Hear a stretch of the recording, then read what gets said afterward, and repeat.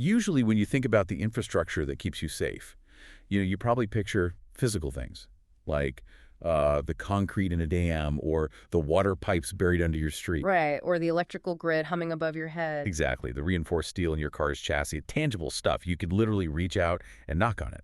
And honestly, we almost never think about that physical scaffolding until, well, until a pipe bursts or the power goes out. No. We just trust that it's there, operating in the background to maintain our baseline of survival. Yeah, but today we are looking at a completely different kind of infrastructure, one you can't touch and you can't see either. We're doing a deep dive into a comprehensive AI news digest. This one is dated June 4, 2026. It's a fascinating source. It really is. And the mission today, what the source reveals, it isn't just another update about using an algorithm to, draft an email or summarize a meeting.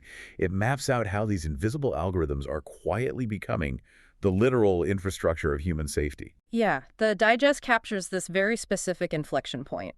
We're looking at a massive underlying shift across three major sectors. So that's healthcare, cybersecurity, and the automotive industry. Three huge areas. Right. And in all three, the technology is moving from a reactive tool, something that just responds when you prompt it, into a proactive, predictive engine. The through line connecting all of this, the really big idea here, is prediction. We are talking about systems engineered to see the illness, the cyber breach, or the highway collision coming long before a human ever could. Long before. So let's start with the most personal piece of this puzzle, which is your body. The digest outlines a new AI-powered diagnostic tool that is active right now in several U.S. hospitals, and specifically focused on reading medical imagery. And what's fascinating here is the mechanism, what makes it so different from traditional diagnostics. Because when a human radiologist looks at an MRI, they are severely limited by human biology. Right, just the limits of the human eye. Exactly. The eye can only distinguish so many shades of gray, and the brain can only process a finite amount of visual data at once. They're looking for obvious known anomalies based on, their individual career experience. Okay, let's unpack this. So if a tumor or like a microfracture is hiding in a low contrast area, a human might just physically miss it, right? Yeah. No matter how skilled they are. Yeah, they just literally cannot see it. But the AI system detailed in the digest approaches the image completely differently. It doesn't look at an MRI the way we do. Oh, so? It uses deep learning networks to break the image down into mathematical feature maps. So it assigns numerical weights to pixel gradients, analyzing textures and microscopic structural changes that are completely invisible to us. Wow. And because it's been trained on millions of annotated scans, it can cross-reference the pixel density of your MRI against this vast database of known pathologies in seconds. And the doctors in these U.S. hospitals, according to the source, they're reporting that this is fundamentally changing their workflow. The tool shrinks the timeline from the initial scan to a targeted treatment plan because the AI is surfacing these hidden anomalies instantly. Instantly. That's incredible. But even with that incredible speed and precision, we're still basically talking about reactive medicine. Like you feel sick, you get a scan, the AI finds the problem. But the digest details a secondary system currently in testing that kind of throws that entire model out the window. It really does. The secondary system is where we see the shift to true prediction. So researchers are feeding thousands of historical patient records into an AI model. Wait, so not just current scans? Right, exactly. Okay. It isn't analyzing a current snapshot of your body. It is looking at the vast, messy ocean of past medical data. So we're talking blood test results spanning a decade, heart rate variability, sleep patterns, minor fluctuations in localized proteins. Just mountains of data. Yeah, all to identify correlations that lead to future complications. So if you think about traditional medicine, it's basically like how we used to handle severe weather. You wait until the tornado is literally tearing the roof off your house, and then you call a contractor to fix the damage. You treat the illness once the symptoms are undeniable. Right. You wait for the crisis to manifest physically. Right. But this predictive AI, it acts more like a hyper-localized barometer for your biology. It isn't looking for the tornado. It's analyzing the atmospheric pressure, the subtle shifts in wind direction, the temperature changes in your historical health data. That's a great way to put it. It spots the invisible atmospheric conditions of a disease and warns your doctors to intervene months in advance. It finds a pattern and says, based on these 50 subtle variables, this patient has an 85% chance of an autoimmune flare-up in 90 days. And if you connect this to the Bigger picture, the implications of that capability require a total reimagining of medical science. I mean, for centuries, a doctor's primary function has been curing a presented symptom. Yeah, fixing what's broken. Exactly. But if this testing phase holds up, and the digest notes the initial data is highly promising, the primary function of a healthcare provider shifts entirely. It shifts to trajectory management. Trajectory management, I like that. Yeah, you visit a clinic not to be cured, but to have your data analyzed so doctors can adjust your lifestyle or medication to ensure the symptom never physically manifests at all. But, and here is where we have to pivot a bit, the moment you start aggregating that level of intimate predictive health data, you create a massive vulnerability. I mean, to predict your health, these AI models need access to your entire medical history, your genetic markers, your daily wearable data. It's everything. Right, gathering all of that into centralized databases creates the ultimate honeypot for bad actors. Yeah. Which brings us directly to the second part of our digest, the digital shadows, where this data has to be protected. Yeah, the cybersecurity landscape outlined in the 2026 Digest it's entirely defined by machine learning. It describes a double-edged sword where the exact same pattern recognition power that spots a tumor is being weaponized. Let's break down how the defense actually works first. The digest mentions cybersecurity firms are leveraging AI to detect breaches in real time. But they aren't just scanning for known viruses anymore, are they? No, not at all. Traditional cybersecurity was signature-based. It worked like a digital bouncer checking IDs against a list of known criminals. If the malicious code matched a signature on the list, it was blocked. Makes sense. The problem is, modern cybercriminals use AI to write polymorphic code. That's malware that constantly rewrites and disguises itself, so the old signatures become useless instantly. So the bouncer is constantly looking for a guy in a red shirt, but the attacker is using AI to change their shirt color every millisecond. Exactly. Which forces the defensive AI to abandon the list entirely. It switches to behavioral anomaly detection. The defensive AI monitors billions of data packets across a network to establish a baseline of what normal behavior looks like. It learns the rhythm of the network. Right. So if an employee's credentials suddenly start downloading 5 gigabytes of encrypted patient data at 3 in the morning from an unrecognized IP address, the AI doesn't need to know the specific malware signature. It just recognizes the behavior as a severe deviation from the pattern and severs the connection autonomously.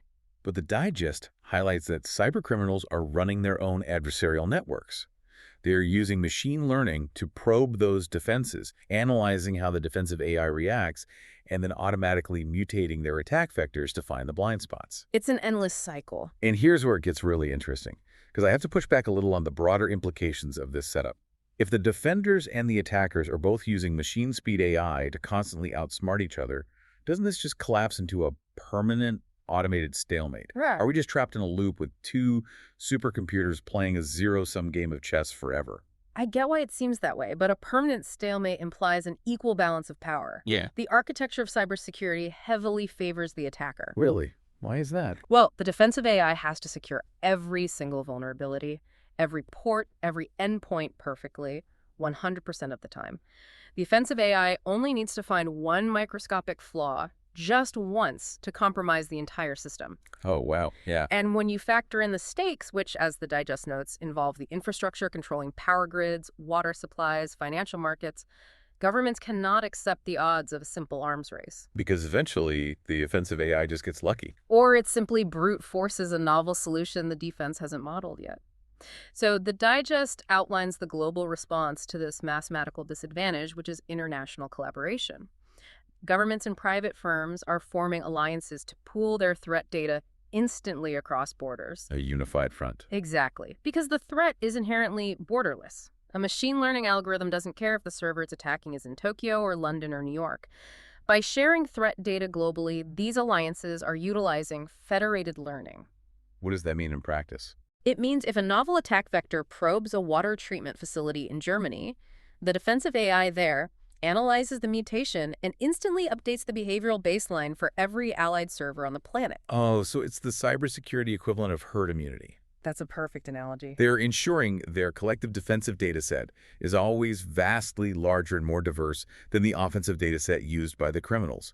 You just can't fight a globally distributed, infinitely adaptable threat with a siloed firewall anymore. No, you really can't. The only way to counter a threat evolving faster than human thought is a planetary-scale mesh network of shared intelligence. Okay, so we've established how AI acts as a predictive savior in the hospital, and we've seen how it uses real-time behavioral analysis to protect our digital grids. The final segment of the digest takes both of these concepts, the predictive pattern recognition and the real-time defensive reflexes, and drops them right onto the highway. We are moving from the digital realm into physical motion with the automotive industry. Yeah, the automotive sector is basically applying everything we've just discussed to three-dimensional space. Major manufacturers are rolling out vehicles where AI isn't just, an assisted driving novelty. It is the core operating system. The source details massive leaps in self-driving capabilities and intelligent navigation. But what really stands out is the goal. They aren't just trying to build a car that stays in its lane. The objective is a travel ecosystem that is safer, more efficient, and deeply interconnected. So how does the AI actually achieve that on a chaotic city street? By entirely abandoning the human approach to driving. I mean, when a human drives, they are fundamentally isolated. You're relying on your own limited line of sight, reacting to the brake lights of the car immediately in front of you. This is a very localized, selfish perspective. Exactly. The AI in these new models operates on a systemic level. It processes massive streams of data from LiDAR, radar, optical cameras, all to build a 360-degree real-time physics engine of its surroundings. So it's constantly calculating the trajectory, speed, and mass of every single object around it. Yeah. It is, but the real breakthrough mentioned in the digest relies on connectivity. These vehicles communicate with each other using V2V or vehicle-to-vehicle networks. They actually share their sensor data in real time. Wait, that sounds a lot like the international cyber alliances we just talked about. But instead of sharing threat data about hackers, they're sharing physical threat data about the road. The underlying logic is identical. It's swarm intelligence. Think about how traffic jams actually form. A driver on a crowded highway gets distracted, brakes a little too hard, and the person behind them overreacts and brakes harder. Right. That shockwave travels backward, amplifying until traffic comes to a complete standstill miles behind the initial event, even though there's no actual obstruction. It's called a phantom traffic jam. Because we have slow reaction times and limited visibility, so we naturally overcompensate. Exactly. But the networked AI treats traffic like fluid dynamics. If a hazard causes a vehicle to brake, that car instantly transmits its deceleration data to the vehicles miles behind it. The network calculates the precise micro-adjustments in speed required for the entire line of cars to absorb the shockwave without anyone ever having to even tap their brakes. So what does this all mean?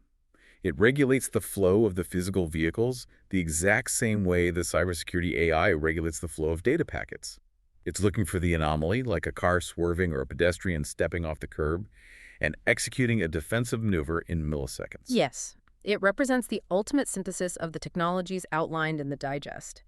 The automotive AI acts as a real-time anomaly detector to avoid collisions, sure, but it also utilizes the massive data pools to act as a predictive engine. How predictive are we talking?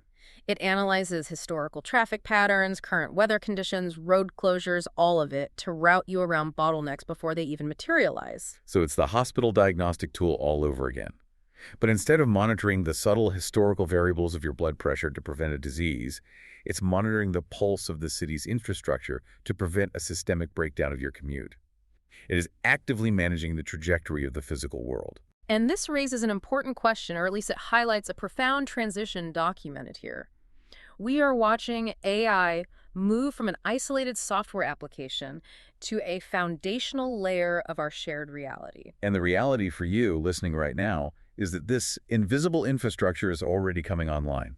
I mean, whether you are walking into a clinic for a routine checkup, logging into your bank's secure portal, or merging onto the freeway, these algorithms are operating in the background. Always running. Always. They're constantly analyzing, predicting, and adjusting the environment to keep you safe and moving forward. Yeah. You can't knock on it like concrete, like we talked about earlier, but it is rapidly becoming the most critical scaffolding of modern life. The benefits are undeniable, truly. But the digest leaves us with a lingering implication that demands attention. We are actively designing systems to be our ultimate infallible predictors. We want these networks to foresee our biological failures, anticipate digital warfare, and flawlessly map our physical movement through the world. Right, a perfectly smooth path. Exactly. We are building an environment that constantly smooths the path and prevents the crisis before we are even aware we're in danger. Which naturally raises the question of what happens to us when the struggle is removed entirely. Yeah. If we outsource our anticipation to machine learning, if we never have to read the weather, navigate a detour, or recognize the subtle signs of a failing system ourselves, we really have to consider what happens to human intuition. When the invisible infrastructure is managing the future perfectly, do we lose our own capacity to navigate the unexpected? It forces you to wonder if the ultimate cost of perfect safety is our own edge. Something to keep in mind the next time you let an algorithm decide your path.